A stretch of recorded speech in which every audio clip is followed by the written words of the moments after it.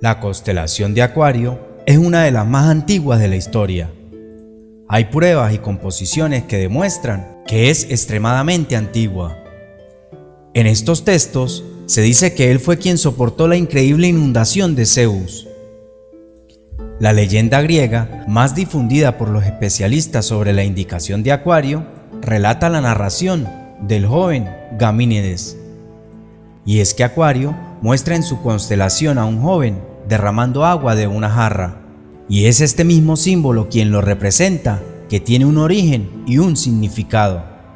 La esencia de este signo nos muestra al aguatero como fuente de vida, de juventud, de ideas, y así es como se define a las personas del signo Acuario, siempre enérgicas y con deseo de superación personal. El agua tiene múltiples significados, siempre ligados a la vida o al enigma de lo inesperado. Acuario muestra en sus aguas la capacidad de influir en el hombre. Es como si la jarra o el cántaro estuvieran siempre cayendo sobre los hombres, llevando a ellos energías espirituales infinitas que no dejan de fluir nunca. Acuario es uno de los signos del zodíaco más antiguos, el portador de agua. De hecho, es más antiguo que el imperio babilónico, quienes lo tallaron en sus piedras. Y Gamínides era un apuesto héroe troyano, hijo del rey Trous. Algunos dicen que era hijo de Dárdenes, con quien Zeus queda fascinado. Entonces, el dios se convierte en un pájaro, simbolizado por el halcón, y allí toma a Gamínides para que él sea el copero de los dioses. En algunas versiones se dice que el halcón era la mascota de Zeus y no él en persona. De cualquier manera, el héroe llega a su destino traído por Dios y se encuentra con la ira de la esposa de Zeus, el cual llevaba por nombre Hera. Ella estaba celosa y enojada por dos cuestiones. Primero, Zeus estaba prácticamente encantado del joven.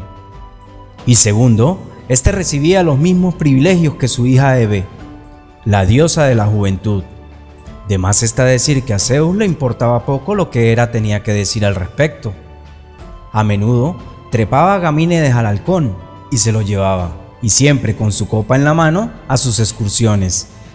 Acuario, el dios de la lluvia, cuenta que en esos tiempos la tierra estaba pasando por una terrible sequía, y Gamínides, observando el hogar que algún día fue su hogar, rogó a Zeus que le deje servir a la humanidad, provocando una lluvia obteniendo su permiso. En ese momento comenzó a ser reverenciado como Acuario, el dios de la lluvia, y Zeus lo ubicó en los cielos. Pues bien, él fue el primer mortal en alcanzar la deidad. En esos tiempos, los babilonios representaban a este signo con una urna que se derramaba, y lo identificaban con la terrible lluvia que caía el 11º mes del año. Relacionaban ese mes con que el sol estaba en Acuario, con el periodo de la maldición de la lluvia. Para los egipcios, habitantes de tierra seca, Acuario era el caritativo dios que le daba la lluvia que necesitaban para sus cultivos, y era el encargado de devolver al río Nilo a su causa en la era que se desbordaba. Algunas curiosidades sobre esta constelación tienen que ver que está rodeada de algunas otras constelaciones como Piscis, el río Erídano, y Cetos, el monstruo marino, pues allí podríamos referirnos a la leyenda medieval de la Meta Sagrada.